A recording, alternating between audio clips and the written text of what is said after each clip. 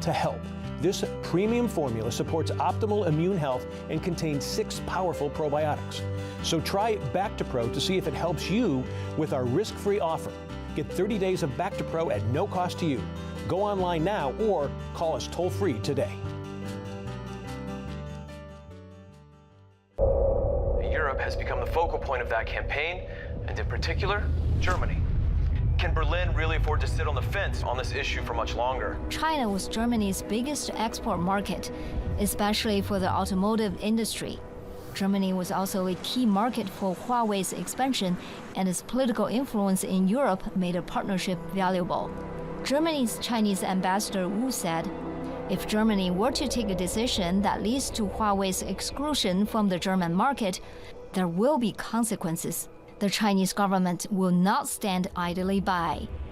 German automakers account for a quarter of the 28 million cars sold in China. Can we say that German cars are not safe because we're in a position to manufacture our own cars? German commentators took Wu's remarks as an open threat. But what could be an effective counterpunch? Len Khodorkovsky is the chief marketing officer for the Clean Network. He was a Madison Avenue advertising executive. Before meeting with the German government officials, we leveraged Undersecretary Krok's trusted customer relationships with more than 20 top CEOs in Munich, Frankfurt, Cologne. Our approach was really based on moral high ground of democratic values, treating governments like customers and the media with humility. I remember going over to Germany and talking to the press, and they said, well, what happens if we don't join the Clean Network? What's America going to do to us? And I said, this decision is for the people of Germany to decide. And we respect whatever Germany decides. And they said, well, why should we do it? And I go, German Basic Law, Article 1, because that's their constitution that they developed in 1949. And German Basic Law, Article 1, is 2 words, really.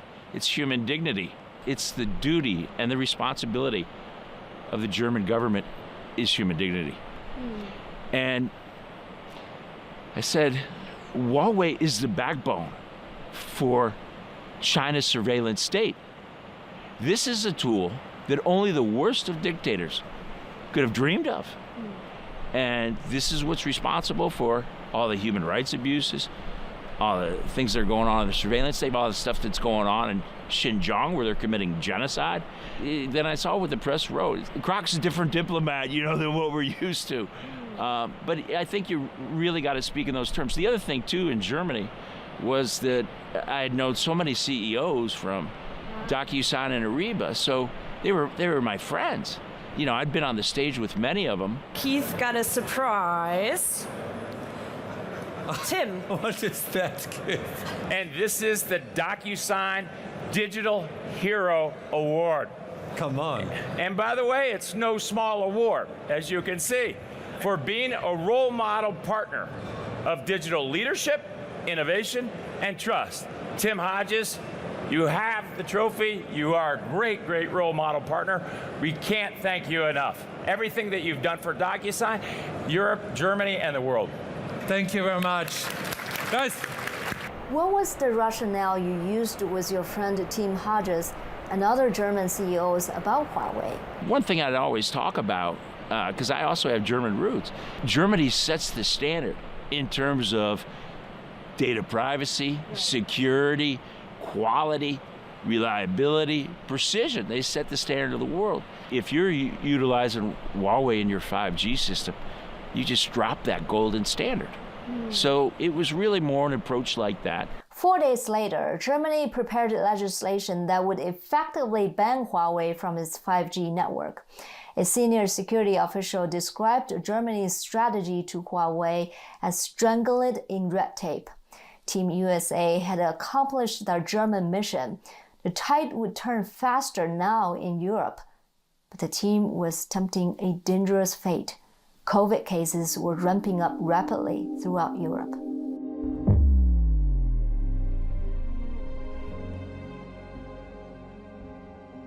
The team was moving at lightning speed at this point, covering 20 cities in 15 countries, meeting with heads of state, telco CEOs, business leaders, other government officials, and the goal was always to build a transatlantic clean network.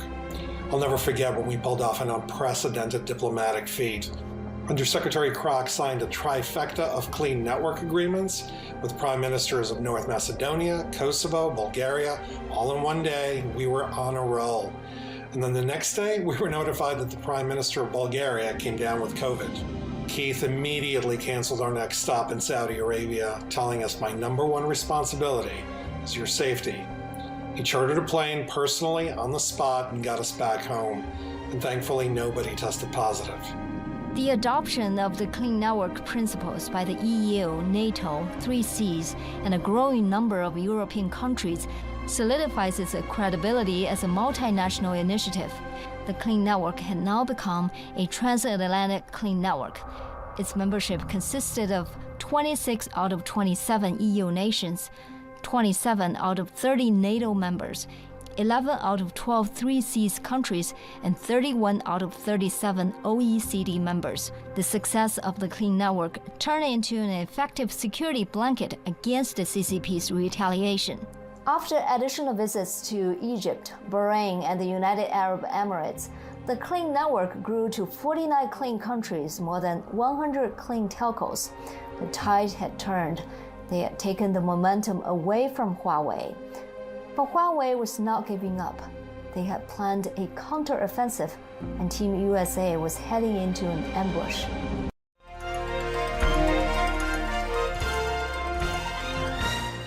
This morning at 7 a.m., the union representing those who man America's air traffic control facilities called a strike.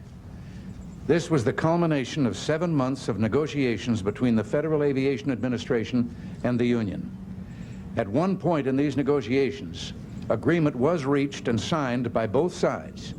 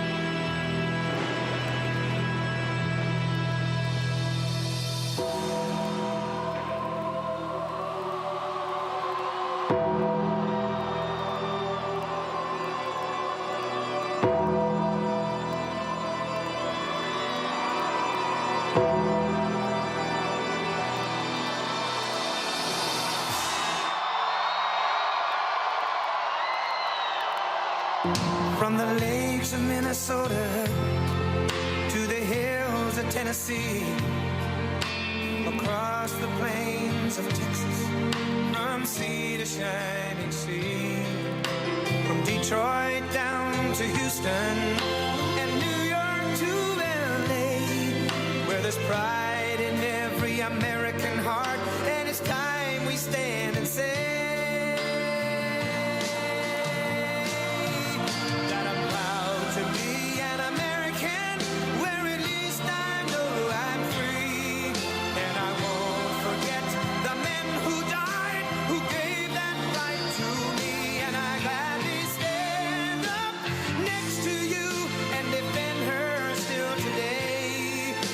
there ain't no doubt I love this land.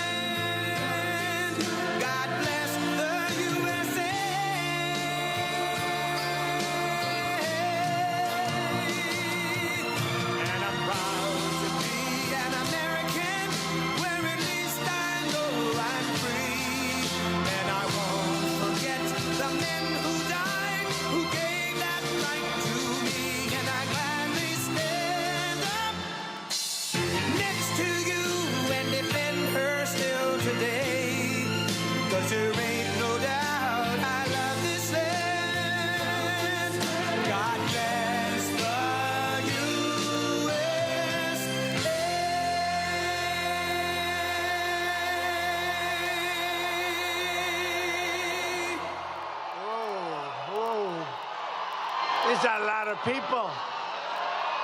This is a lot of people. What's going on with Virginia? What's going on? We're going to win Virginia. You know that. We got to get out and vote. Special coverage of the Trump rally is exclusively sponsored by Preserve Gold. Get peace of mind with precious metals delivered to your home or retirement account with Preserve Gold today. Thank you, Mr. Governor. We're going to win. Thank you very much. You have a great governor in this state. He did a great job, and your attorney general, and the whole group. Thank you, Glenn. What a job. So a very special hello to Virginia. I know it well, to put it mildly. And I'm thrilled to be back in this beautiful Commonwealth with thousands of proud, hardworking American patriots. That's what you are, you're patriots. And I'd like to begin with a very simple question for you to answer, if you don't mind. Are you better off now than you were 4 years ago? I've come today with a message of hope for all Americans. With your vote on Tuesday, that's a big day. You got to get out. We win. I'll tell you what. We win Virginia. We win the whole thing without question. The whole thing. Now, it's very possible that without winning Virginia, we're going to win the whole thing, too. But wouldn't it be cool? Wouldn't it be nice? We got to do it. We're going to win Virginia. I really believe it. We felt it. Your governor felt it. I felt it for a long time. But I will end inflation. I will stop the invasion of criminals into our country, and I will bring back the American dream.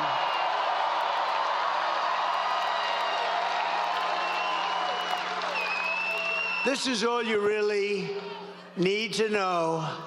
Kamala, a low IQ person, broke it, and I will fix it. I promise I will fix it. Go quickly. It's going to go quickly. They've done a lot of damage, but it'll go quickly.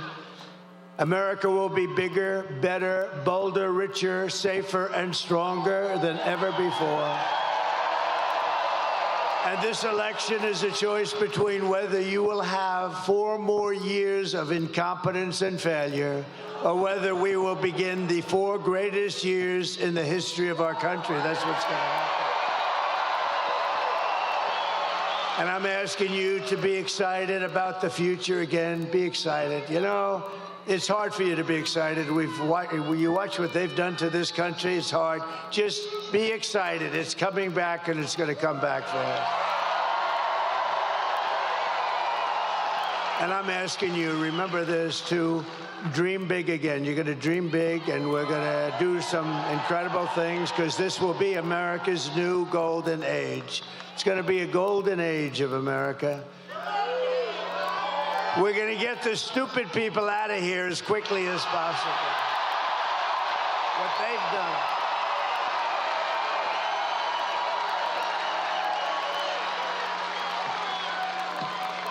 Every problem facing us can be solved, but now the fate of our nation is in your hands. It really is. It's in your hands. On Tuesday, you have to stand up. You have to tell Kamala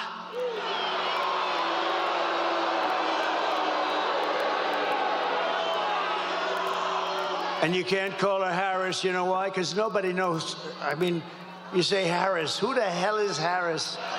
The whole thing doesn't work, so we'll just call her Kamala. You're going to tell her that you've had it, Kamala. You're the worst vice president in history. You're terrible at what you do. You've destroyed our country. Kamala, you're fired. Get the hell out of here.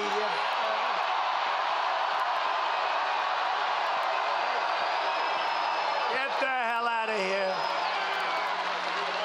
I'm here today in this incredible Commonwealth for one very simple reason, because I believe we can win Virginia, and that would be unbelievable.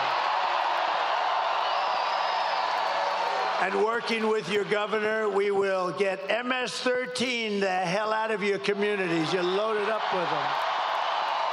We're loaded up. They don't want to touch them. We're going to touch them. Going to get them out. We're going to have ICE all over the place. You know what ICE is?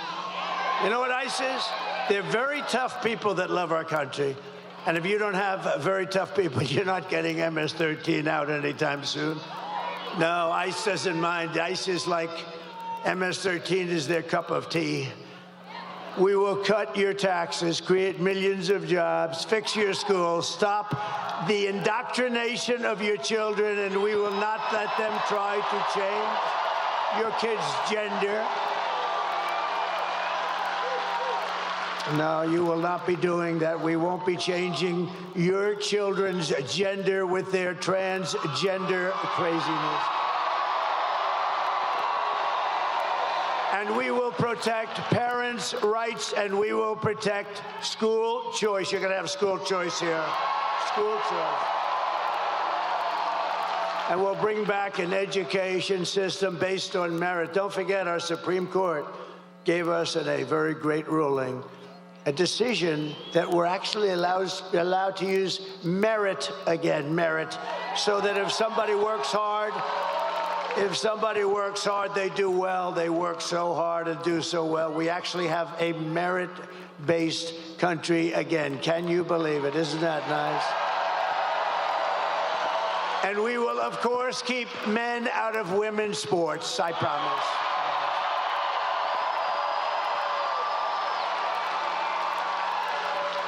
Last year, the radical left's gender insanity arrived right here in Salem when a man was allowed to transfer onto the Roanoke College women's swim team.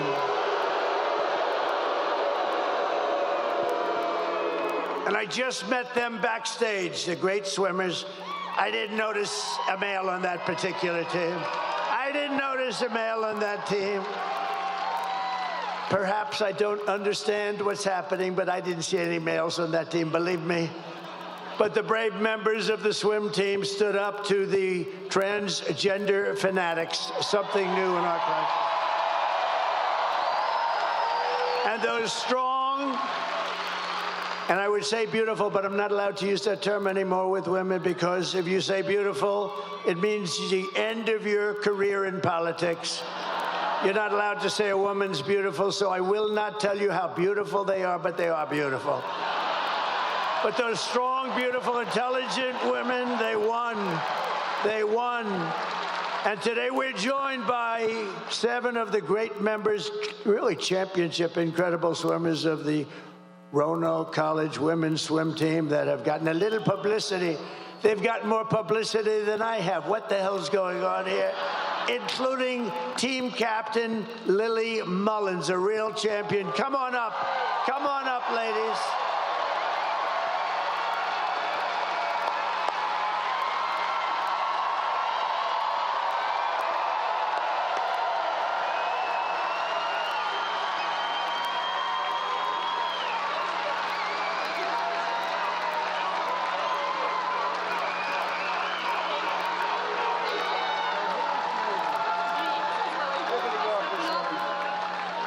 Lily, everybody.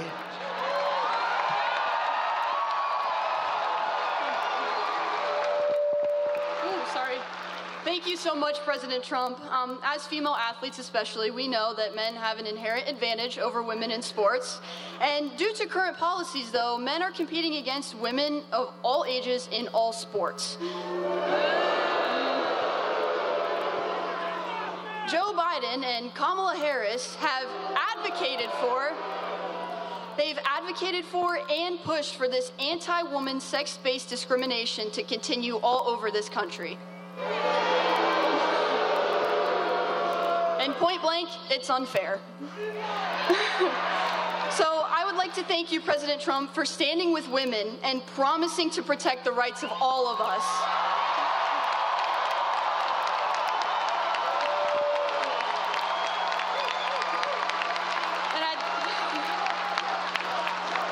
We are so lucky to have a leader like Donald Trump with common sense who knows what a strong woman is and will fight for generations of girls to come. Thank you so much, and God bless America.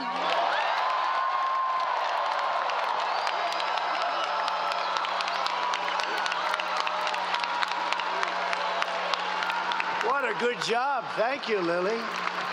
How about if we introduce each member of the team? Lily, can we do that? Come on up here. Just say your name and come on up, Lily. You handle it. All right. So I'm Lily Mullins. Where are you gonna go? I'm Kate Pearson.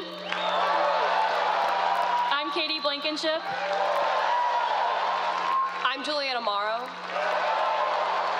I'm Hallie Short. I'm Susanna Price. And I'm Carter Satterfield.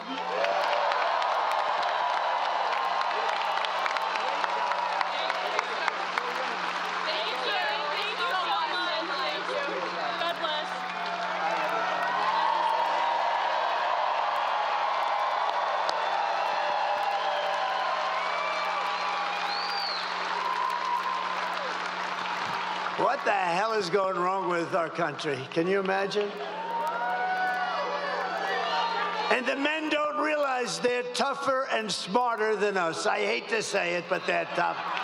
The men. All right, that's a great job. Good job you did, Lily. Beautiful. Thank you very much, girls. Go win that championship now, please. So we're just 3 days away from the greatest political victory in the history of this country, probably in the history of the world. But we have to get you guys out. You got to get out. We have to get out. We want to win everything. We want to win the popular vote. We want to win everything. And, you know, it's always tough when you have California. They send out like 38 million ballots. They don't know where they go. Well, they actually do sort of know where they go, but they don't know where they go. They don't know where they're coming from. They come pouring back in the millions, and then they lose. A Republican always loses from 5 to 7 million. You know, I was in California. You know, we took a poll just recently, not us, it just came out like today. Did you see it? That I'm winning with Hispanics over the Democrat by 8 points. And I'm telling you, if God came down and agreed to be our vote taker for one day, just one day, God would only need 1 second, actually. If he came down and he was going to be our vote taker, meaning if we had an honest election in California, we would win California.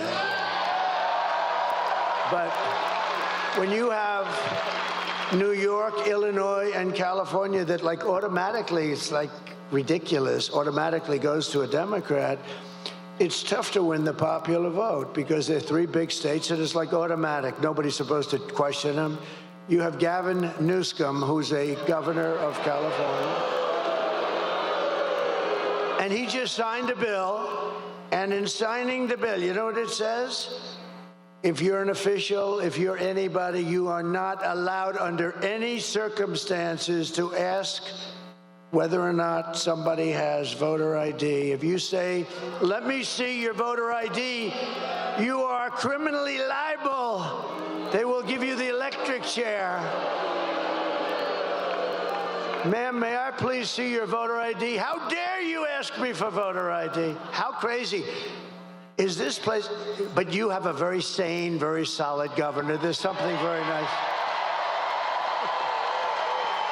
I can imagine. Glenn's like me.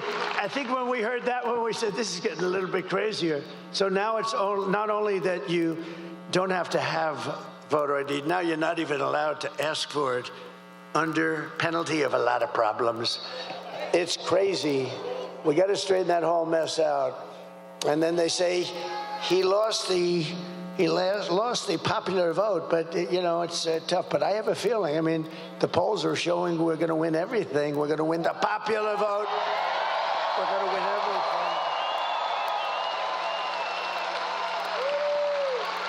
And I'd love to win the popular vote with them cheating. You know, let them cheat because that's what they do. They do it very well. They're very professional. But I think we have a really good chance to win the popular vote, and I think things are going to be very interesting. It's going to be one of the most interesting days in the history of our country, and it's going to be the most important election in the history of our country. And if we win, which we should, because we got a big lead, this is like Lily. She's swimming and swimming, and she's 10 yards advanced with about 5 yards to go. That's where we are. In other words, we're going to win. But I have put everything on the line for you. I guess, I don't want to say this too much, but I guess, you know, that little incident. Somebody said even his life he put on the lines. I don't know, but I know one thing. I wouldn't have changed it for anything. I wouldn't have changed it for anything. Because we're going to make our country great again. We have such potential. We're going to make our country great again. And I only want one thing from you. I don't want your money. We don't need your money. You keep that money. I only want a little thing called your vote. And that's what would be great. So we want your vote. And it would be a great tribute to Glenn and to me and to your great Lieutenant Governor who endorsed me recently. Thank you very much. Thank you very much. Thank you very much. With your help, we're going to defeat Kamala Harris, and we're going to indeed make America great again.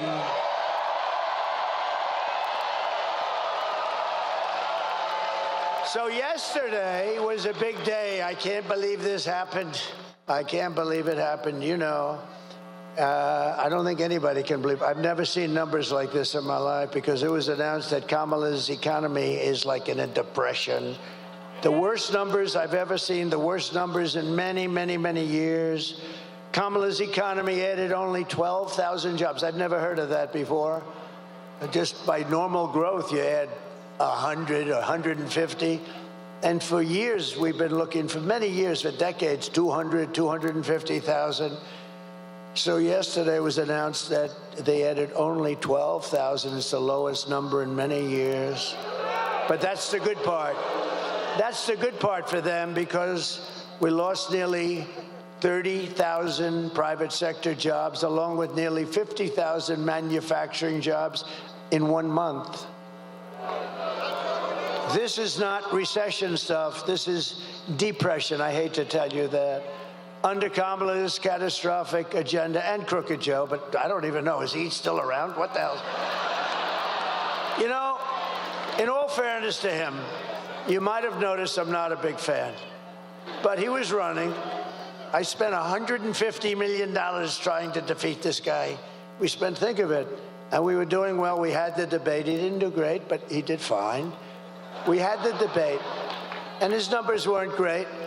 And they walked into him and they said, we want you out. And he said, I'm not going to get out. I got 14 million votes. You didn't get anything. We want you out, Joe. You're going out. Think of think of the consequences of this. This is a guy who's the president. He won it in the primaries. Whether you think he's great or horrible, it doesn't matter. He won it in the primaries, right? You know, they would look at me.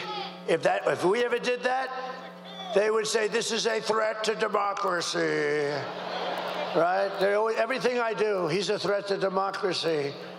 If I walk 2 feet over in the road, he's a threat to these people are sick. Can you imagine if I walked into a president's office, said, we want you out? But, you know, crazy Nancy, she's crazy as a bedbug.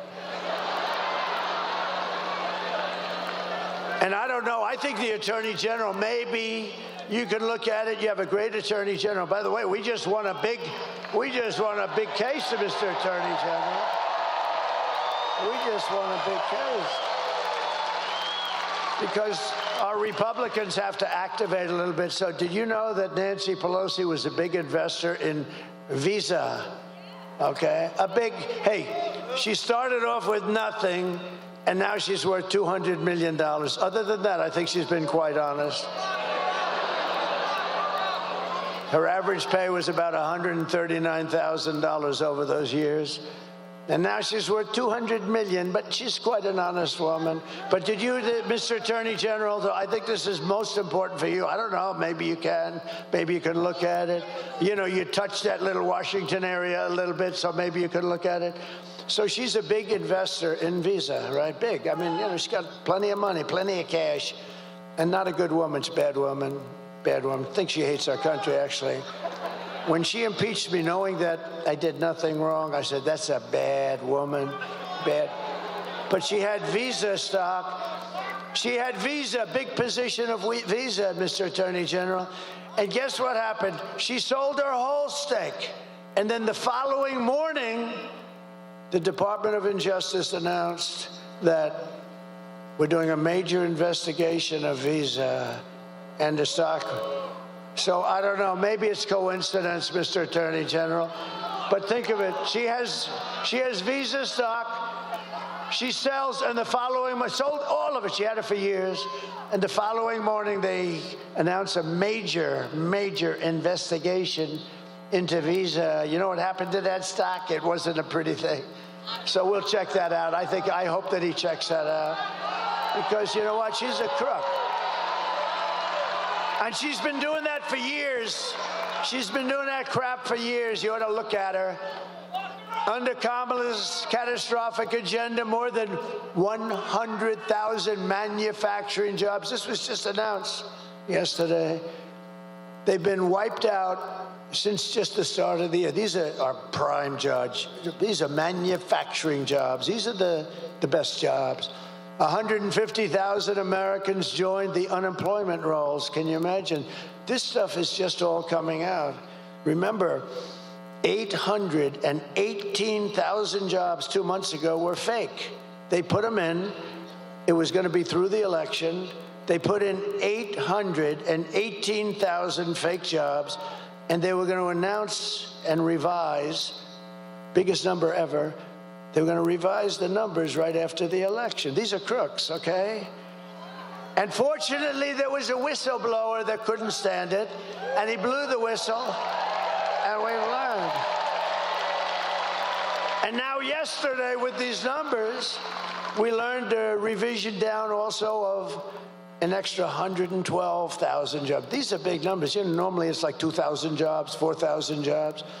It's almost 1 million jobs that were fake. These are fake jobs. This is why they call him Crooked Joe, I guess, right? Crooked Joe Biden. And so all of these jobs, and all of it was going to be announced right after the election. Could you imagine? You run in the election, you lose, and then they announce that they just screwed you for 1 million jobs in order to look better. And this is what we're dealing with in our country. This is what we're dealing with. 818,000 plus 112. Nearly 250,000 people dropped out of the labor force this month. How about that? That's like a depression. I never wanted to be Herbert Hoover, honestly. They say, who's your favorite president? I give them names. And I do like Ronald Reagan, right? I liked him. But they say, who's your favorite president? I tell you, he could have been a little tougher on trade, frankly. I would have liked him even better if he was tougher, because we are tough. You know, China paid us hundreds of billions of dollars in taxes and tariffs. No other president got 10 cents from China. Hundreds of billions of dollars. But I always said I don't want to be Herbert Hoover. I refused to be Herbert Hoover. That was a bad one. He was the president, and we had the Great Depression. You could end up with the Great Depression right now, the way that's going. Nobody can believe the numbers. Everyone was shocked. I was shocked.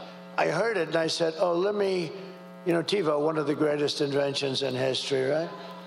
TiVo or its equivalent. Now they're going to use me in a damn ad. I got to be careful. You cannot use that for ad purpose. No, TiVo or its equivalent. You know, you just play it back. I said, oh, I must have misunderstood it. 12,000, and we lost hundreds of thousands of jobs.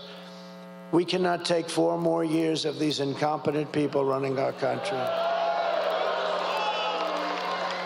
And a statistic that's really terrible is 100% of all net job gains in the past year. In other words, all of the gains, you know where it went? To migrants, 100% of the gains. And the other stat that you have to see, and if you are an African American, you're not going to be happy with these numbers, but African American jobs have been decimated by the people that are coming into our country illegally, and they refuse to give the numbers. The fake news, look at all of that fake news. That's a lot.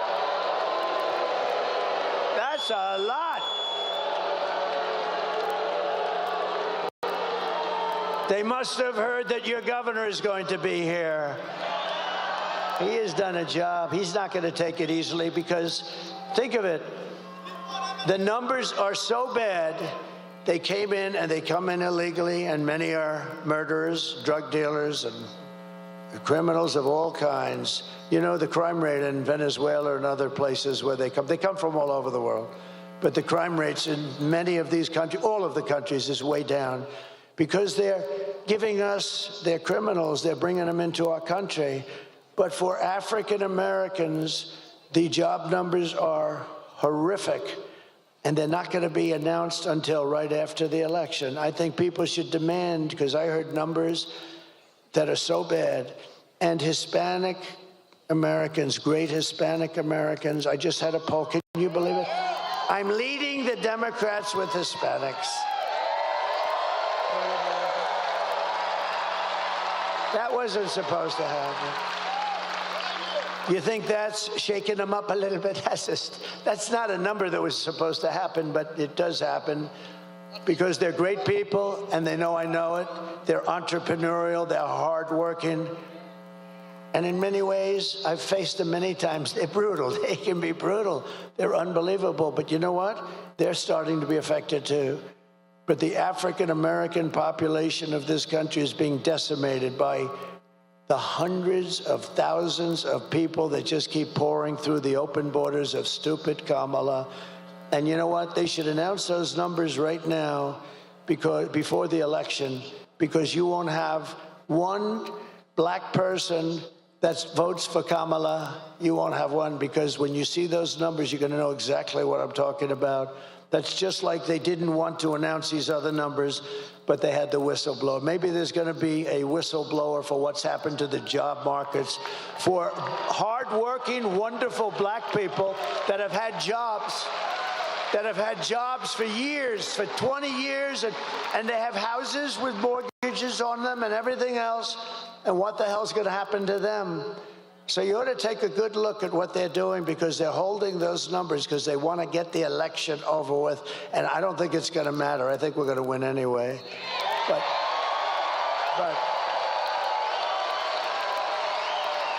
But you ought to take a look at those numbers. It's a terrible thing. I stand before you today as the only candidate who can rescue our economy, and I mean from obliteration, and restore it to strength, prosperity, and greatness again. I will do a real job for you. I'm going to work my ass off for you.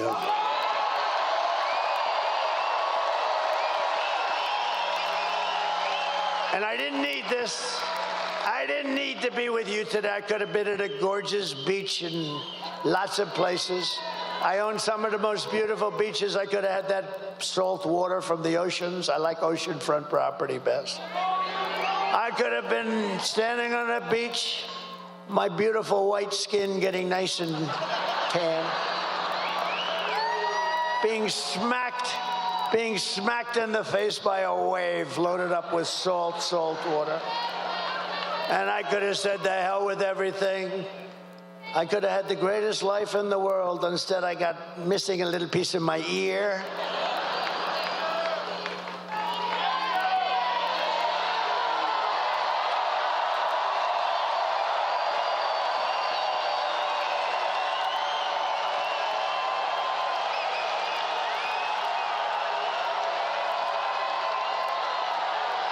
Thank you. Thank you very much. Thank you very much. Thank you very much. That's nice. That's nice. I like these people, Glenn. I tell you, I like these people. These are great people. These are great people. No, I could have been anywhere. I could have had the greatest life. I could have had everything, the best hotels, the best everything. I could have had the life that nobody had. You know what? If I had it to do again, I want to be right here with you. We're going to make our country great again. We're going to make our country great again. Nobody else can do that. No, we're going to make our country great. I wouldn't switch. A lot of people have said, if you had it to do again, you know, I've been abused. Always it was Andrew Jackson, president. He was a great general and a very good president. And he was considered to have been the worst abused of our presidents. And second was Abraham Lincoln. Have you heard of him? And he was abused too. But, in all fairness, he was in a civil war, so I guess, things like that happen. But I think now I've gone to the top of the list, and I am so honored because we're exposing some very bad, sick people. We're exposing them. But a lot of people ask, if you had it to do again, would you do it? I said, I wouldn't even think about it. This is the greatest thing. This is the greatest political movement in the history of our country, without question. Probably in the history of the world. And remember this for everybody, if you're thinking about sitting down to watching some stuff, like a stupid football game or something, remember this, if we win this election, it will go down, and you're a big part of it. You're a part of it equal to me as far as I'm concerned. If we win this election, it will go down as the greatest political event in the history of our country.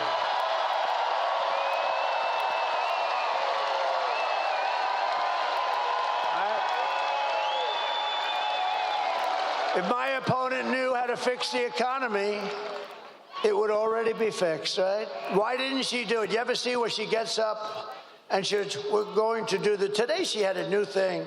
When I get to office, I'm going to, this was 3-4 months, do it now. What's wrong with it? She says, when I get to office, she gives the worst news conferences I've ever seen. And they're the shortest, too. They last for about 2 questions. No, but she never does anything. If Kamala wins, you're 3 days away from the start of a 1929-style economic depression. You are. I'm in it. And if I win, you're 3 days away from the best jobs, the biggest paychecks, the brightest economic future that the world has ever seen. Kamala's inflation nightmare has cost the typical American family $30,000. And you know what they did? They screwed up my energy policies. And they spent money at levels that nobody's ever seen before, I will say. And now she wants to impose the largest tax hike in American history and raise your taxes by more than $3,000 a year. Congratulations, Virginia.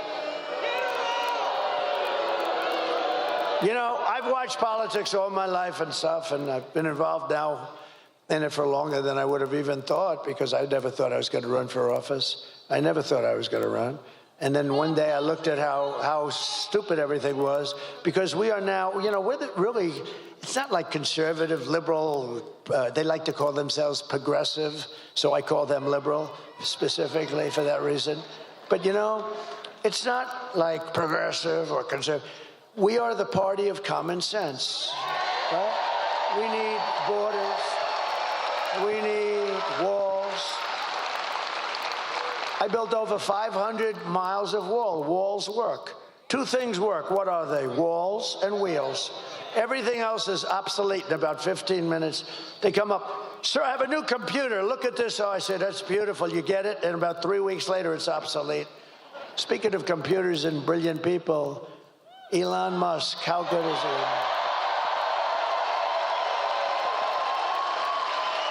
Do you know he's right now campaigning? He put that big 22-story rocket right in place and locked in. I said, what the hell is going on? I saw it take off. It was a beautiful white. I saw it landing. It was all burned to a crisp. Well, that's what you get when you travel at 10,000 miles an hour, I guess. They tell me the metal gets a little bit hot. It sort of burns the hell out of the paint. But he did something, because he's a friend of mine, but he gave us the greatest endorsement that you've ever heard. He said, our country, if Trump doesn't win, our country's not going to make it. We also got a great endorsement, the best from the Border Patrol. They gave us, they said he's the greatest president that we've ever had. I said, does that include George Washington and Abraham Lincoln? Yes, sir, it does. I said, that's okay, I'll take it. You can't. One guy got up and said, sir, you're the greatest president in my lifetime. He's about 40 years old. I said, that's not that good. I like the one with Lincoln and Washington better.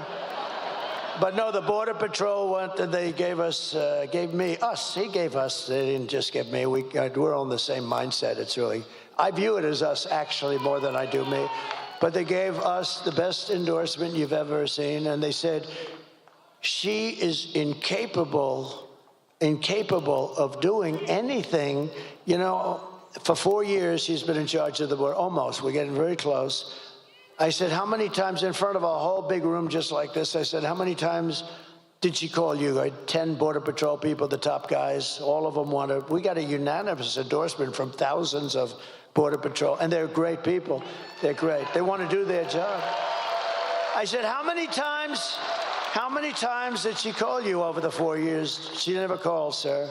Do you know that she never went down to the border one time? She went once into a section that you and I would love to have dinner there some night. Okay, this was not exact. I don't consider that a trip. This was a trip that a lot of the young guys over there with those beautiful girlfriends would like to take their girlfriend there for dinner. But you wouldn't want to go about 15 miles left of that. But she never called them once, and she never visited the border once, and she was in charge because Joe Biden appointed her. Now, she said, I'm not the border czar. But she just started saying that because the numbers are so bad. But she was in charge of the border. She never called Border Patrol one time. Think of that. Not one time. Never called them one time, never visited one time. And to me, it's the single greatest threat to our nation, far greater than those horrible numbers I just read out, far greater than inflation or the economy, because you're killing the fabric of our country. You're loading our country up with criminals and people from mental institutions, and no country can take them. So I want to thank the Border Patrol, I want to thank ICE, I want to thank all, but Elon, see, I weave, you know, this is a weave, it's all, and it always comes back. They used to say, he's rambling. Now they say he's a genius. It's a weave, see the way? And you notice I started this off with Elon Musk. I started that thought off with Elon Musk, and I finish it with Elon Musk. By the way, how beautiful is his mother? What's going on with that? Did you see his mother? How elegant? I'm going to call him. How the hell did Elon turn out? His mother is the most elegant woman. Man. She walked in, and she looked like a princess. It's amazing. She's just an incredible, elegant woman. Anyway, I'll tell you one thing. I guarantee you one thing. She's a smart woman, because you don't produce Elon if you're not. You got to have a couple of smart parents, that's for sure. But so I said to Elon, I said, Elon, was that your rocket? Yeah, it was. I said, so have you ever seen anything like it?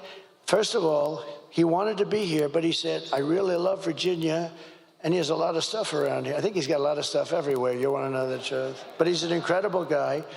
And you know where he is now? He's campaigning for me in Pennsylvania. Think of that. Nobody has been. And people respect him.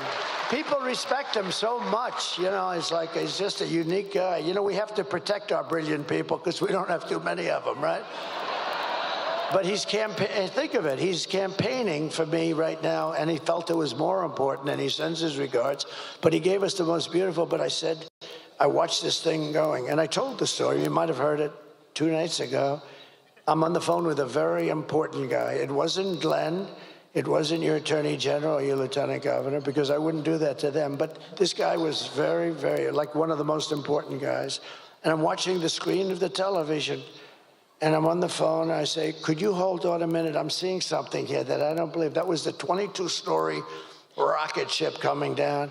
And I wasn't sure if it was a science fiction movie I'm watching, or I never saw this before. And I said, do you mind holding for a second? Thank you very much. I put the phone down, and I turned up the sound, and I said, man, I said, that's unbelievable. The bad part, by the way, I never picked the phone up again. It was terrible. And you know, the really sad thing, he's so important. He's such a big guy. But because I was president, but maybe more importantly, because I'm the leading candidate, because I'm the leading candidate, the poor guy never hung up. Because 45 minutes later, I picked up the phone. Hello? Are you still? Oh. And you know, you press this so bad. they'll say, see, he's cognitively impaired. No, I'll let you know when that day happens. Not going to happen for a long time. Not going to happen for a long time. And isn't it nice to have a president that doesn't have to look at teleprompters? I haven't looked at these suckers in the last 20 minutes. And if I did, you'd be bored stiff. You'd be bored if I did. You just can't. But anyway, so I'm watching this rocket come down, and it's coming down, and it's going to come down. I'm looking, I'm saying, how big is that sucker? 22 stories. 22 stories, and it's coming. I say, oh, no, it's going to hit the gantry. You saw that the bottom part was swinging left on the gantry. That cost billions of dollars. And it's going to hit, it's going to crash. I didn't even know it was Elon's. I just said, this thing is unbelievable. And then all of a sudden you see fire and flame come pouring out of the bottom. It pushes just on the left side, and then you see it pushing over, and then it comes down slowly, boom, inches from perfection. And then you see those arms like you grab your beautiful baby, your beautiful child, see? In the old days I would have said like you grab your girlfriend. Now I don't say that anymore. I say like you grab your child. And those big arms came in and they grabbed that sucker and they held it in place like you grab your child. And I said, that's unbelievable. And I called Elon. I said, Elon, was that you? He said, yes, it was. Isn't that impressive that he picked up, the thing landed. You know, I'll tell you, it's nice to be president, or at least leading candidate too. Because I called him and he picked up immediately. If I wasn't there, I think I would have gotten a call back about 3 days later, maybe. But he picked up the phone. I said, was that you, Elon? Yeah. I said, can Russia do that? No. They won't be able to do it for many years. I said, what about China? Nope, they won't be able to do it for you. What about the U.S. other than you? Nope, they won't be able. They don't have the technology. How good is this guy, right? Right?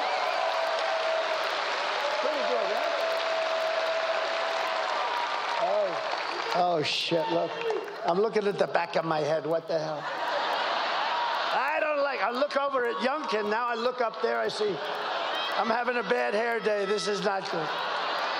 I have to have a bad hair day in front of Virginia?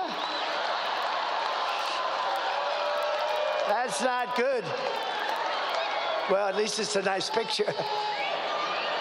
No, how good is it? But just to finish with Elon, so I went down to North Carolina right after the hurricane. We couldn't go. I didn't want to go too near. I wanted to let people, you know, FEMA has totally let them down. FEMA, you know why? Because they spent all their money on illegal migrants. They spent like almost $1 billion. They don't have any money. And we'll take care of it, but they don't have any money. It's a horrible thing. North Carolina got hit hard. And one of the officials in North Carolina said, sir, do you know Elon Musk? I said, yeah, why? He said, yeah, didn't he just endorse you? I said, he did, he's great. Why? He said, well, they have something called Starlink, and North Carolina has literally been cut off from the mainland. We have rivers where we never saw water before, and we literally have rivers, and people are dead, and people are missing, and we have no communication to. Now they're calling it the mainland. Before it was part of the mainland. You had to see it. I was there shortly after, actually on the site. I've never seen anything like it, the devastation. Massive trees are just ripped out like they're toothpicks, and houses, the foundations are pulled out, everything's pulled out. I've never seen anything like it. And wide, too. You know, a hurricane goes this way and narrow, but this thing was just like a hurricane, but it was, you know, hundreds of miles wide, but the worst section. And I said, why, what do you need with Elon? He said, he has something called Starlink. I said, well, I said, what do you want? He said, we desperately need it in North Carolina because we have no communication and people are dying and we're missing and it's a disaster. We have, because all the poles were ripped down, the wires are all lying all over the ground dangerously. I said, well, I'll get them. And what do you need? He said, we need Starlink as much as we can have. I didn't know what the hell it was. I said, Elon, I called up Elon, I'm in North Carolina. They desperately need, and so they need in Georgia a little bit, but they needed a lot in North Carolina. It got hit hard. That was like center. And I said, we need Starlink. He said, I told him, I said, I don't know what the hell it is, but that's all they want is Starlink. I said, so, you know, if you could, Would you get as much as you can? And I gave him the guy's number. In the meantime, I get a notice from the guy. I'm still talking to Elon. I get a notice. President Trump, thank you so much. The Starlink will be arriving tomorrow morning at 8 o'clock.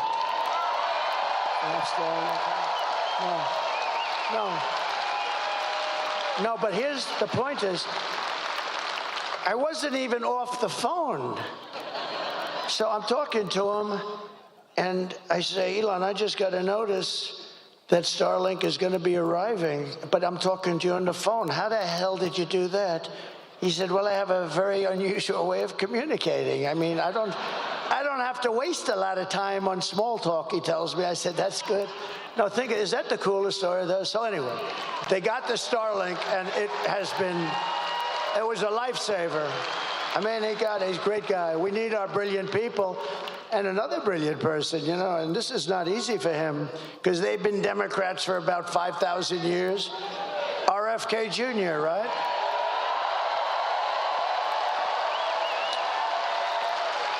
Bobby, he's a great guy. I was with him last night. We did a thing together, and Tucker Carlson did an interview with me. And it was great. And Joe Rogan did an interview. That was great. Yeah. Good people. They're great people. They're great people, smart people. Like, we need our smart people. We have to protect our smart people, don't we? But Bobby's going to be working on the food and the pesticides and all of the things to make it healthy. And I told him yesterday, I was with him in the plane, I told him, Bobby, look, here's the story. You can work on food, you can work on anything you want. He wants health, he wants women's health, he wants men's health, he wants kids, he wants everything. I said, here's what you can't touch, Bobby. You can't touch our liquid gold. I'm handling that. We got more than anybody.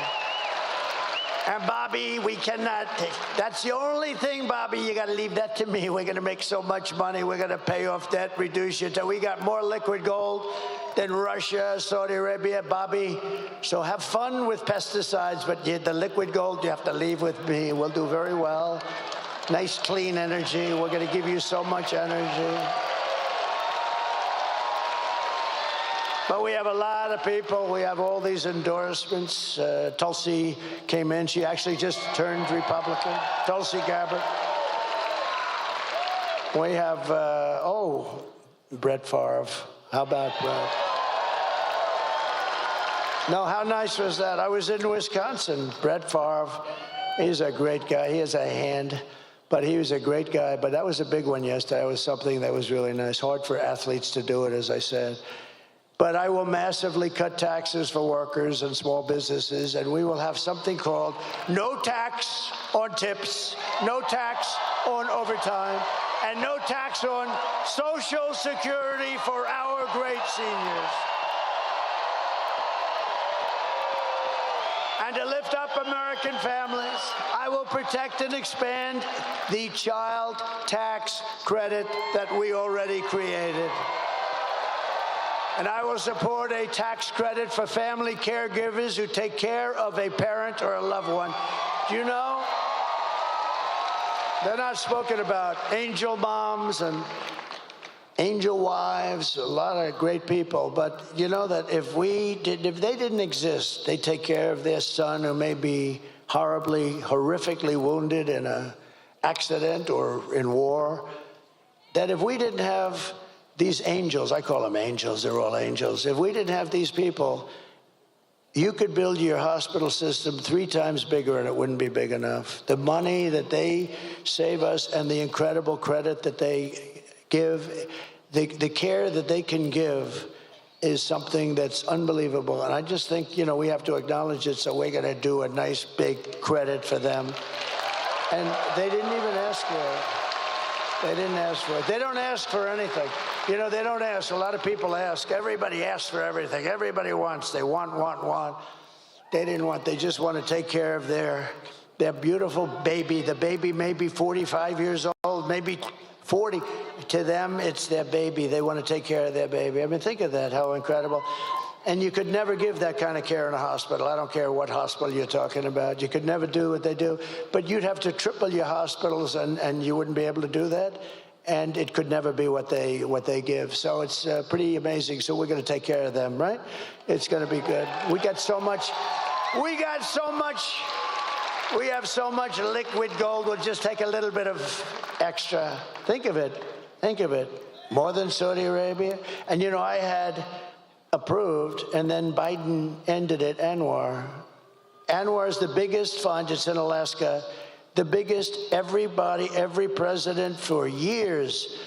Ronald Reagan couldn't get it done. Nobody could get it done. They all tried. I got it done, all set. This guy gets in. He gets in and he terminated it, like immediately he terminated it. But we're going to get that going. That would supply all of Asia. It would supply all parts of Europe. We would make so much money. We have such great wealth. But we have to use it. We don't need to buy our oil from Venezuela. Can you believe it? To rapidly reduce inflation, I will end Kamala's war on American energy, and we will drill, baby, drill. We're going to be drilling.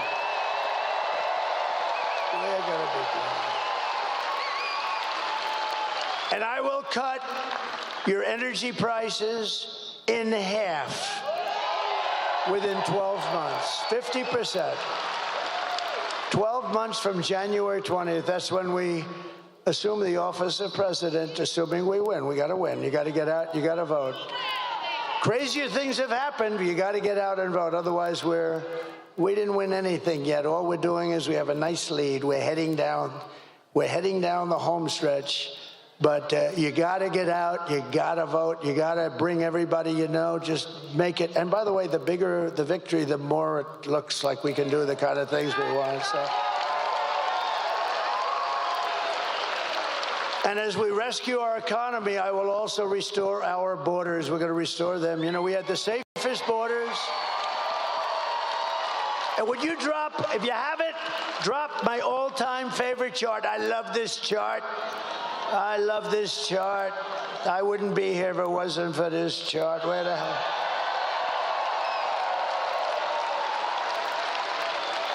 I love it. I go to sleep with it every night. I hug it and I kiss it. My wife says, "What the hell are you doing with that damn chart?" No, if I didn't turn to the right, I wouldn't be talking to you. And I go, bing. That chart was over there. It's always on my left. Tonight it's on my right. But it's always on my left. And it's usually at the very end, not the beginning. And it was like in the first paragraph, first sentence. And I said, let me see the chart. I was talking about how well we did with illegal immigration. And that's what came down. I looked to the right. If I didn't look to the right, I wouldn't be looking at you at all right now. So it was pretty amazing. So I love that chart, but. So if you look at the arrow on the bottom, that's when I left office. That was the day I left office. That was the lowest in the history of the border illegal immigration. That was the lowest point. We had the border fixed. It was so good. All this stupid person had to do is leave it the way it was. We had remain in Mexico. You couldn't come into the country. We had catch and release into Mexico, not into the U.S. We had everything perfect. And then they decided to just blow everything up. It was so sad. You think it was easy to get remain in Mexico for Mexico? Not that easy. Although they were nasty, but I was much more nasty. And they agreed. Tijuana was probably the fastest growing town in the history of the world. Tijuana was growing at levels that nobody's ever seen anything grow, and it was all in Mexico. They couldn't, and by the way, they couldn't get by. You know why? Because I built the wall. But that chart tells you. And look what happened as soon as I left. It looks like an Elon Musk rocket ship. Look at that. It went from the best numbers in history to the worst numbers in history. And all of those criminals started pouring in. There were criminals, massive numbers of criminals. And I said that was going to happen. I know all the guys that head all those countries. But it's much more than South America. It's from all over the world. But I know all those guys. They're very smart. They're very street smart. They're very savvy. They're like your governor. They're savvy. He's a savvy guy. You know, he has that nice way. Hey, how you doing? Hi, I'm Glenn. Hi. He's a killer. okay? I say that affectionately. Hi, I'm Glenn. Hello, everybody. Nice guy. Oh, he's a killer. Okay, trust me.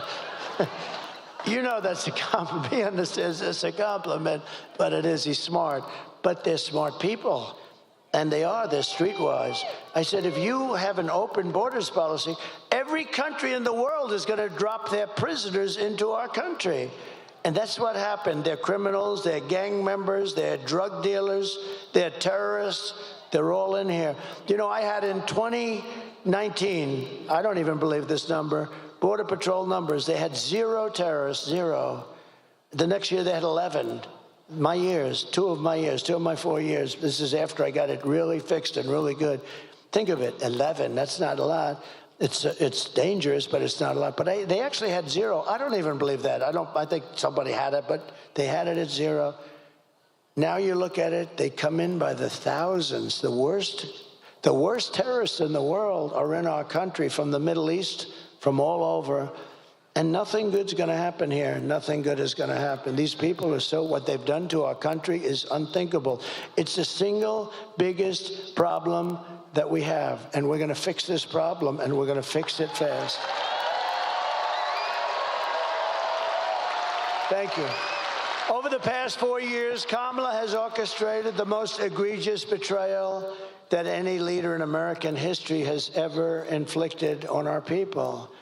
She has violated her oath, eradicated our sovereign border, and unleashed an army of gangs and criminal migrants from prisons and jails, from insane asylums and mental institutions.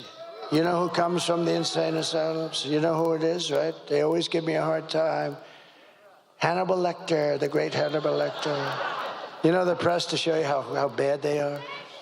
I'm talking about insane asylums, and then I'm talking about Hannibal Lecter. A little lighthearted humor about a very unfunny subject. And they always go, he always brings up Hannibal Lecter. What does that have to do with it? It has to do with the fact that these are the kind of people coming into our country from insane asylums. That's what it has to do. They always say, oh, he's rambling. But now most of them realize that it's the weave, and nobody else can do a weave like Trump. No.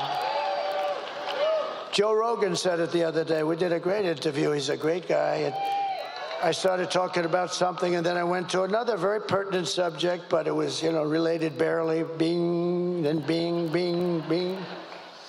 And he goes, that's brilliant. That's the weave, isn't it? I said, that's the weave, Joe. But they come from Venezuela to the Congo, and they're stealing countless of American lives. I mean, they're stealing American lives. In other words, they're just killing people. These are violent people.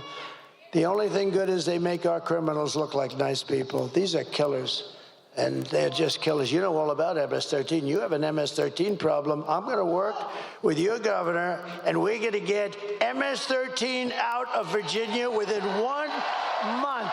1 month.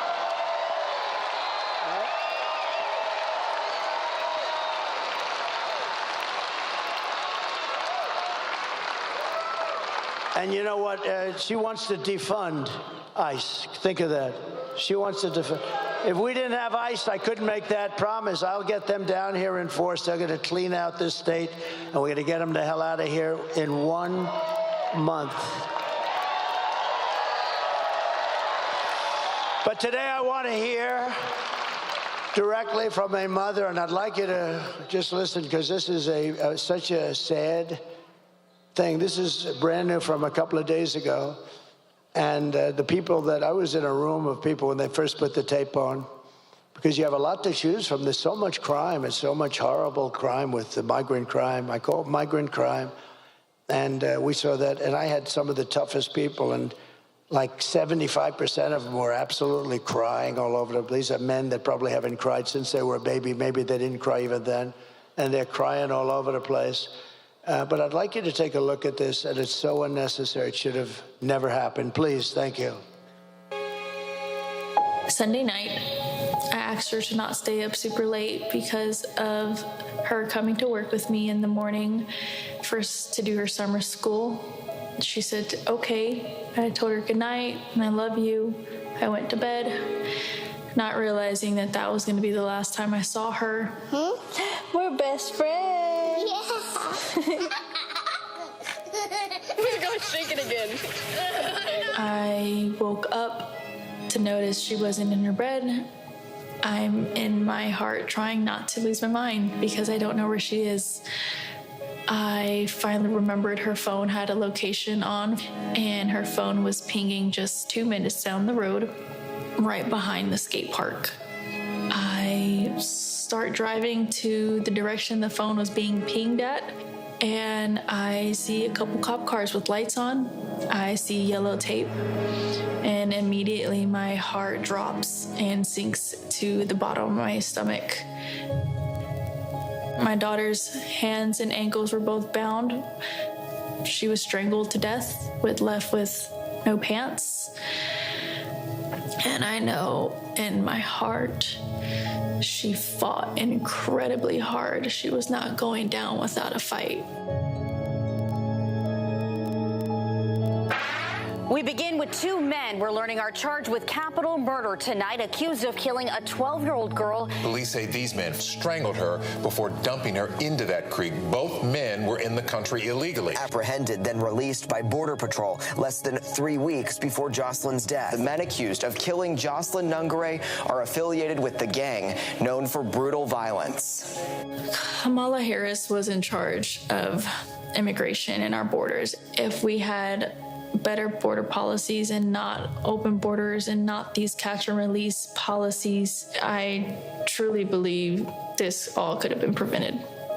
Under her being vice president of this country, my daughter's life was ripped away from her. She had her entire life ahead of her. Happy birthday, dear Jocelyn. My daughter is 6 feet in the ground based off of policies that she allowed to keep.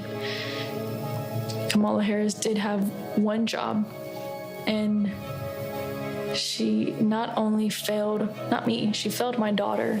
She failed Jocelyn. You know, she was only 12. President Trump reached out, gave me his sincerest condolences as not a former president, but just as a father, someone who cares. I believe Donald Trump needs to be back in office. I can at least know that my next child will be safe in this country.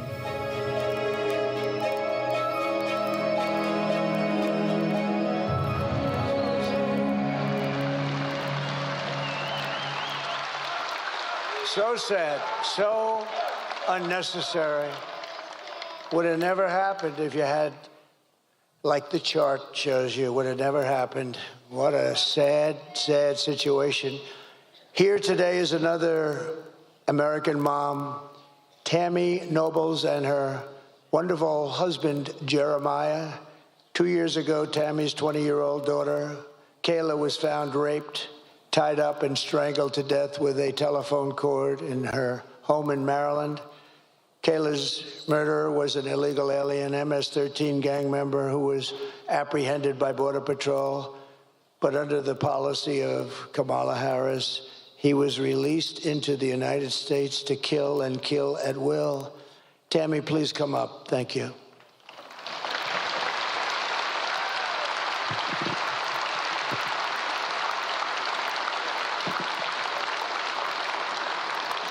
Thank you, brother. Thank you. I'm really honored. I'm going to help it out.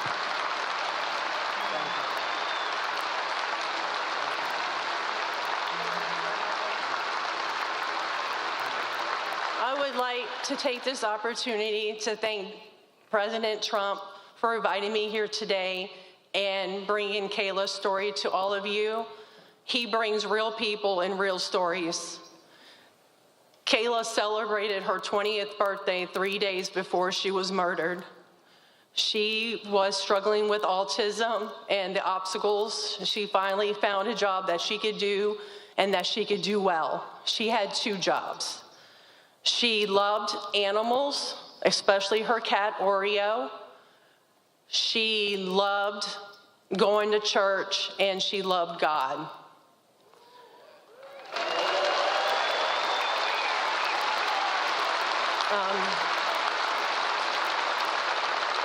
Department of Homeland Security did not do their job. Health and Human Services did not do their job. The Biden and Harris administration did not do their job. If they would have made that one phone call to El Salvador to know that her murderer was an MS-13 gang member and had a criminal record in 2020 for illicit gang activity, my daughter would still be alive today, and he would not have been allowed to even cross this border.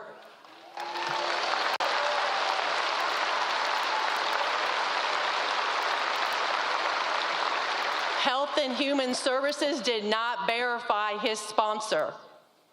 Under the Biden-Harris administration, ICE refused to retain him until DNA results came back. Guess where he got to go? Child Protective Services put him in an unsecured group home with other children and enrolled him into 2 different Maryland high schools. He was in school in Maryland with other people's children, putting those children at risk.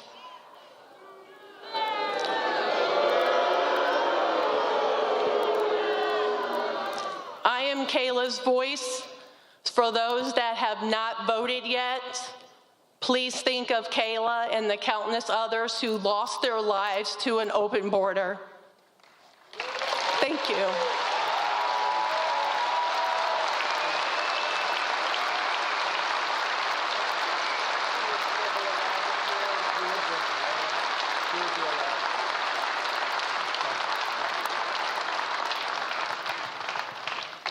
Thank you very much, Tammy.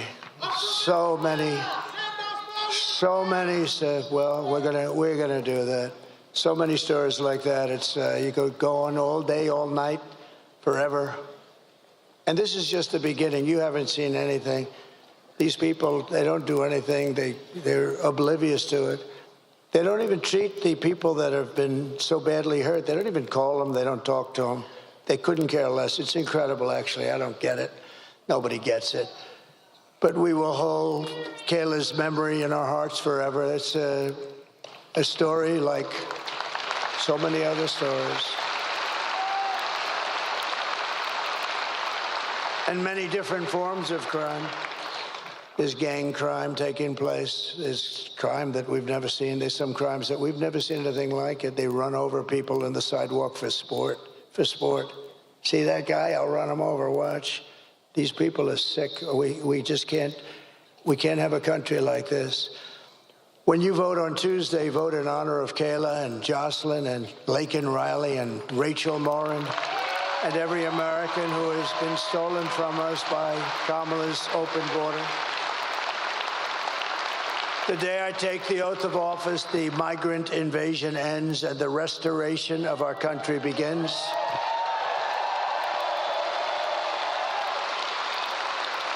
Because the United States is now an occupied country.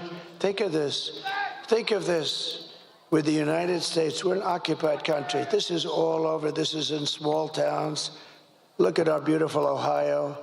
We have Springfield, where they dropped 30,000 illegal migrants into a 50,000-person town. Think of it. Now just think of it. But it will be an occupied country. We will not have this no longer, and that's going to happen very soon. We're going to get them the hell out of here and fast.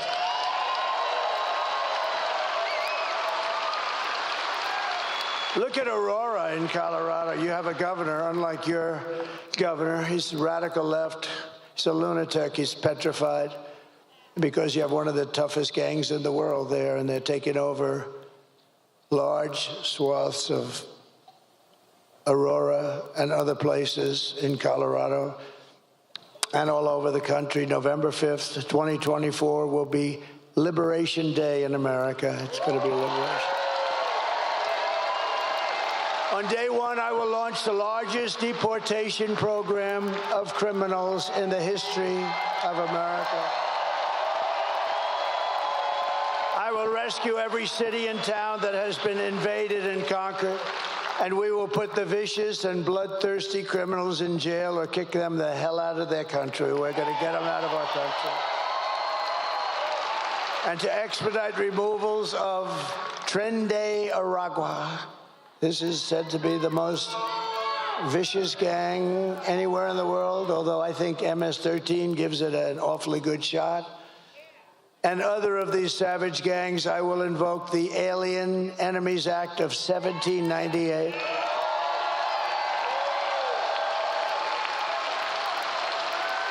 And think how far back we had to go, because they ran a little different country. They ran it a little bit tougher then.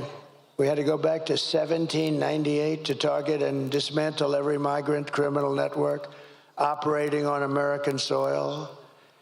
And if they come back into our country, it's an automatic 10 years in jail with no possibility of parole. And I am hereby calling for the death penalty for any migrant that kills an American citizen or a law enforcement officer.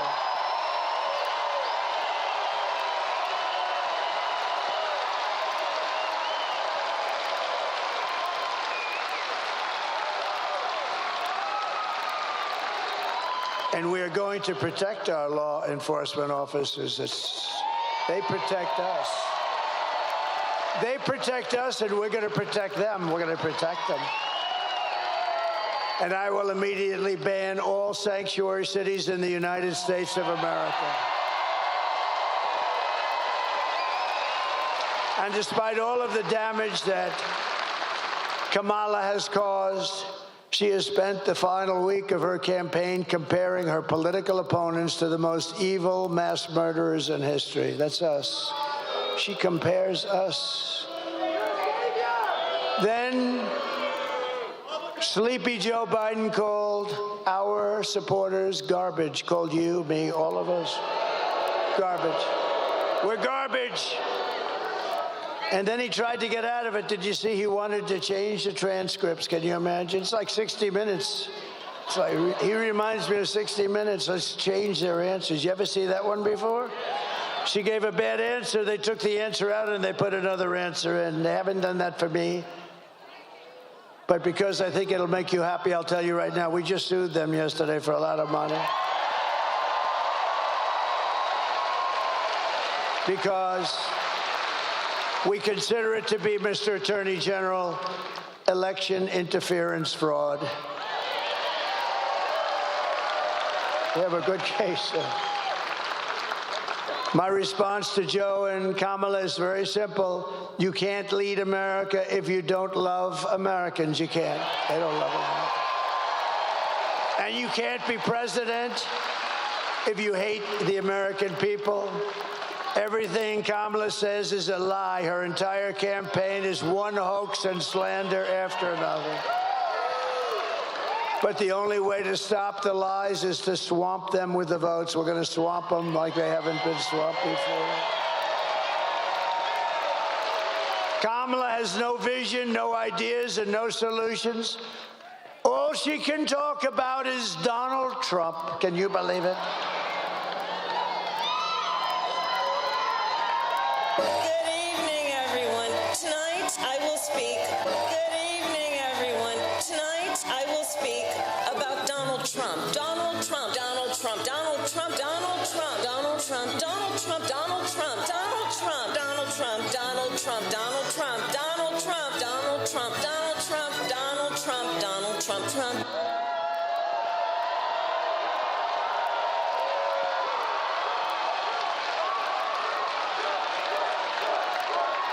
That was the other night.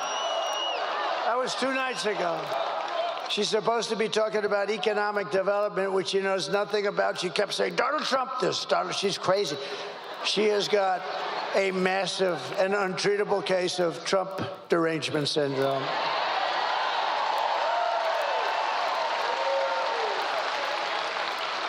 There are some people who thrive under pressure, and there are some people who crack under pressure. If Kamala can't handle an interview with Joe Rogan, then she can't handle the presidency of the United States, don't you? She will get completely overwhelmed, meltdown, and millions of people will die. No, we can't have this. It's not a charity event running for president or being president. This is an election for the biggest and toughest job in the history of the world. There's no job tougher, bigger, more important. We can change the whole world, and for the positive, for the positive. Do you want to lose your life savings because we put a weak and ineffective person in the White House? Do you want to lose your job and maybe your house and pension because Kamala has the economic understanding of a mere child? And would you trust Kamala Harris to talk Russia or China out of a war? I don't think so. In fact, they tried that, 3 days before Russia invaded Ukraine, right? They tried it. She went and she met with a lot of people, and right after she came back, they invaded. Good job, Kamala. Would have never happened if I was president. Would have never happened. Nothing is more dangerous than to give immense power to a very weak and incompetent person with an extremely low IQ. At the end of the day, you need to ask yourself, can you afford to put someone this incompetent in charge of the United States of America? On top of it all, Kamala says she would not do one thing differently from Joe Biden. Think of this, right track, wrong track. She's wrong track almost 90% of the time, the both of them, and yet she says nothing different. Please take a look. Would you have done something differently than President Biden during the past 4 years?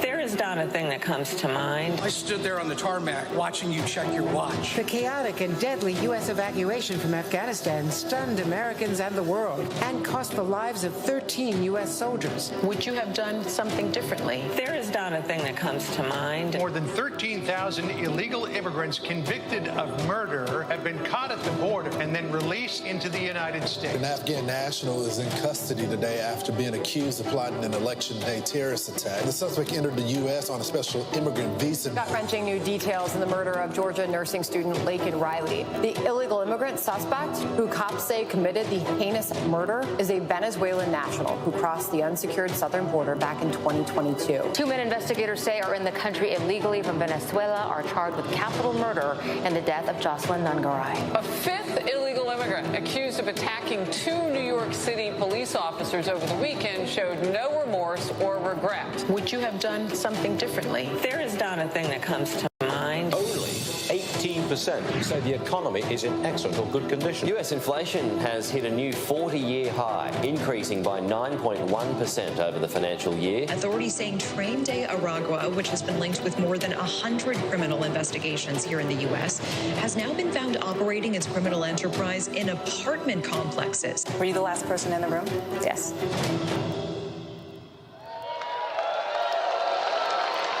Nothing comes to mind. Nothing comes to mind. That's true in her case. Nothing. And it never will. If you want to end this disaster, this horrible trip that we're on, get out and vote. Tuesday, just get out and vote. So we're pleased to be joined by a wonderful guy, and with this name, I really believe he's going to win for the Senate. Hung Cao. Do you know who Hung Cao is? Where is he? Come here. Come here. You're doing a great job. You're doing a great job.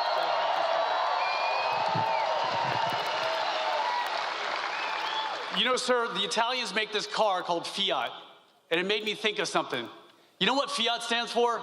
Fix it again, Trump. Joe Biden and Kamala Harris broke it, and we need you to fix it again, Trump. Virginians, look to your left and look to your right. These are your American brothers and sisters. These are people I fought and bled for. These are people that President Trump took a bullet for. We're not done fighting for you.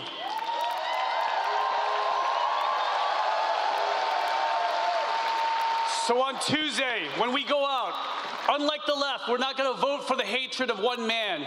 We're going to vote for the love of God, for the love of family, and love of country.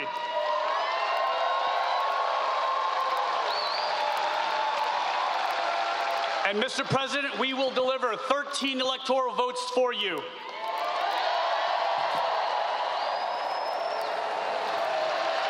And I'll stand by your side as the next U.S. Senator from the Commonwealth of Virginia, because we need you to fix it again, Trump.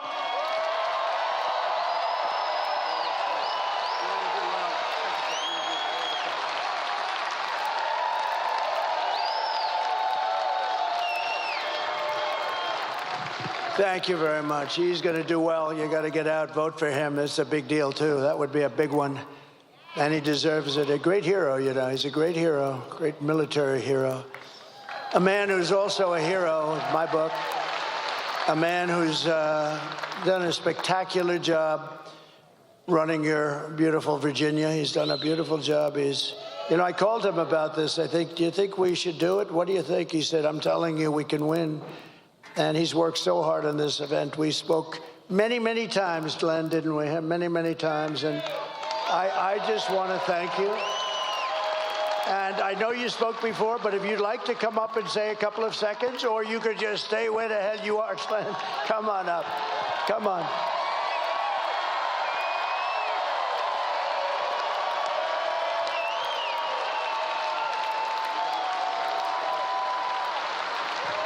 Come on, Virginia. We had the greatest economy in the world, and Kamala Harris and Joe Biden broke it, and Donald Trump will fix it. We had the most secure border in the history of America, and Kamala Harris broke it, and Donald Trump will fix it. We had no wars. We didn't have war in Ukraine. We didn't have war in the Middle East, and China was not threatening Taiwan. Kamala Harris and Joe Biden broke it. Donald Trump will. My friends, America needs Donald Trump. Let's go win Virginia.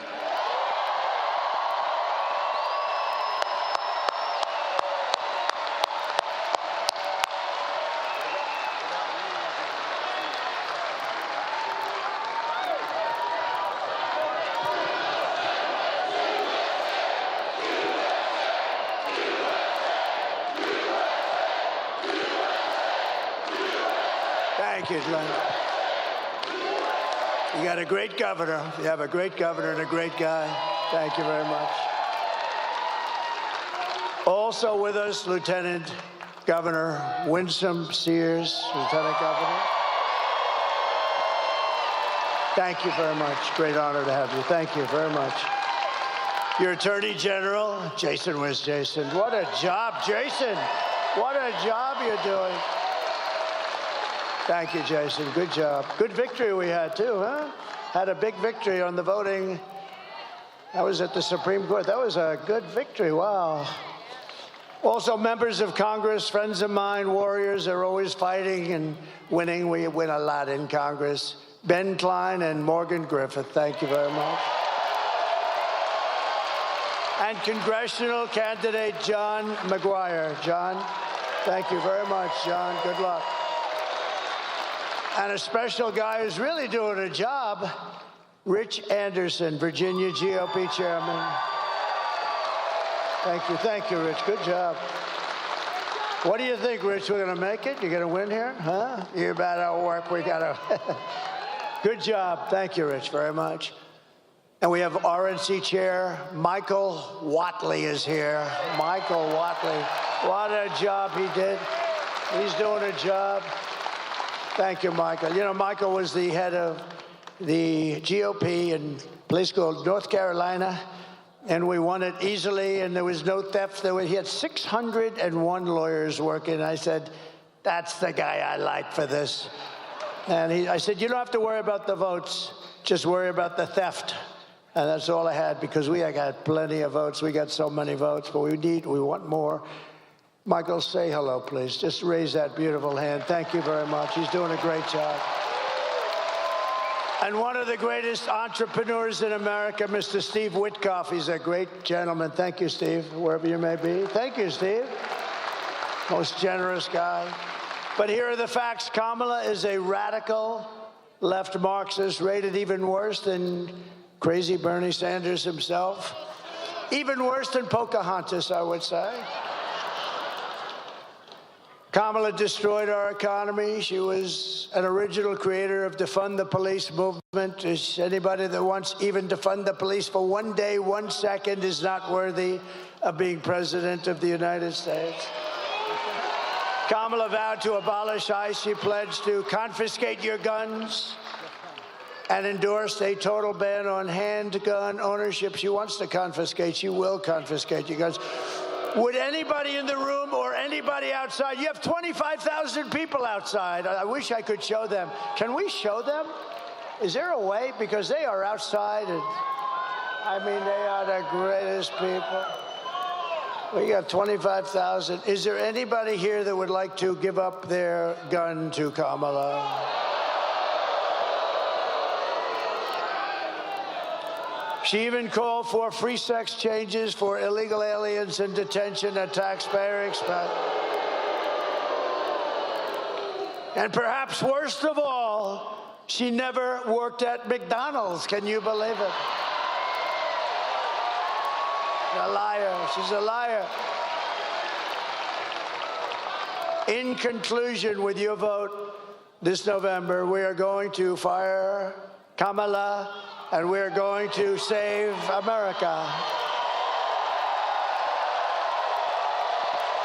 We will cut your taxes, end inflation, slash your prices, raise your wages, and bring thousands of factories back to America and back to Virginia. We're going to get them here for you, Glenn. You're going to have so many factories, you're going to say, please, Mr. President, we can't handle it anymore. We have too many jobs. He's going to come to Washington with hung. He's going to bring hung cow, and they're going to say, we have to see the president. And they're going to say, Mr. President, Virginia cannot handle so much business. We cannot handle it. You're getting too many companies wanting to come in. It's too much. I'll say, I'm sorry, Glenn. I want them to keep coming. Anyway, thank you, Glenn, for doing a job. This was a great thing. What a great job you did. This is really, really great.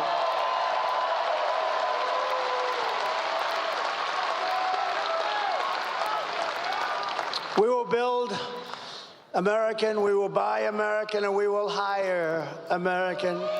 And I will end the war in Ukraine.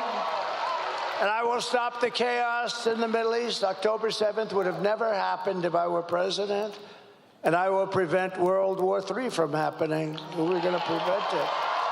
And we've never been so close to World War III. We have never, ever been so close to it, with the Middle East all over the place. You know, the great leader of Hungary, Viktor Orban, he made a statement very recently. He says it a lot. They said, what's happening with the world? It's blowing up in the Middle East. It's blowing up with Russia, Ukraine. Nobody knows what's happening, what's going on. He said, put Trump back as president. When he was president, there were no problems with the world.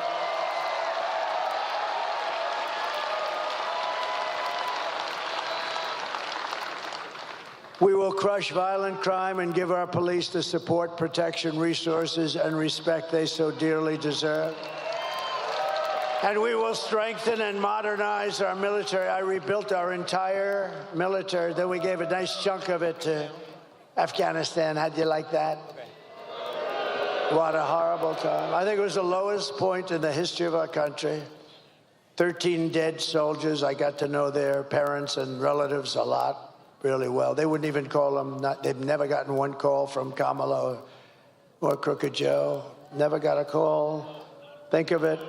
We left billions of dollars of equipment behind. They had a parade the other day. Wasn't that nice, showing our equipment that they got from the stupid American leader? They had a parade, yeah, through their main boulevard, showing brand new armored vehicles, brand new tanks, brand new goggles, you know? Thank you.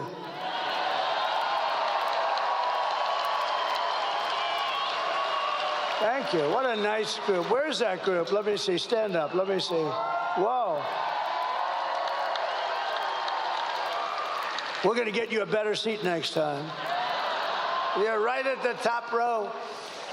We will build a missile defense shield around our country. It's going to be made, a lot of it right here in Virginia. It's going to be made in the USA. We're going to rebuild our cities, including our capital in Washington, D.C., making them safe, clean, and beautiful again. We will get critical race theory and transgender insanity the hell out of our school. And we will teach our children to love our country, to honor our history, and to always respect our great American flag. I will defend religious liberty. I will restore free speech, and I will defend the right to keep and bear arms. After years of building up foreign nations, defending foreign borders, and protecting foreign lands, we are going to build up our nation, defend our borders, and protect our lands and our citizens. And we will stop illegal immigration once and for all. We will not be invaded. We will not be occupied. We will not be overrun. We will not be conquered. We will be a free and proud nation. Once again, everyone will prosper. Every family will thrive, and every day will be filled with opportunity and hope and our beautiful American dream. We're going to have our American dream back very soon. But for that to happen, we must defeat Kamala Harris and stop her radical left agenda with a landslide that is too big to rig. You have to get out and vote. That's all you have to do. I'm one of the few politicians that comes up. Can you believe I'm calling myself a politician? I just realized that's a terrible thing to say. But I'm one of the few politicians that I don't want your money. I don't want anything. I just want that vote. You got to get out and vote. I don't want your money. For the past 9 years, we have been fighting against the most sinister and corrupt forces on earth. We have very, very evil people and forces. With your vote in this election, you can show them once and for all that this nation does not belong to them. This nation belongs to you. It belongs to you and you. It was hardworking patriots like you who built this country. And 3 days from now, it is hardworking patriots like you who are going to save our country.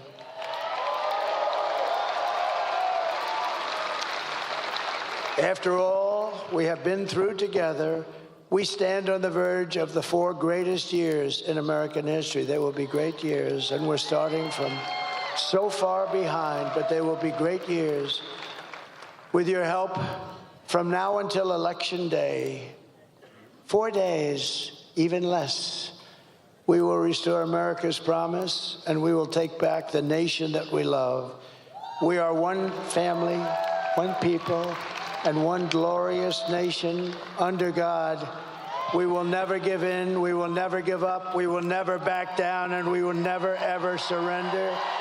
Together, we will fight, fight, fight, and we will win, win, win. Thank you. We will win, win, win. Thank you. Thank you very much. November 5th will be the most important day in the history of our country, and together we will make America powerful again. We will make America wealthy again. We will make America healthy again. We will make America strong again.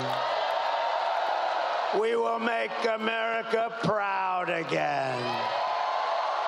We will make America safe again.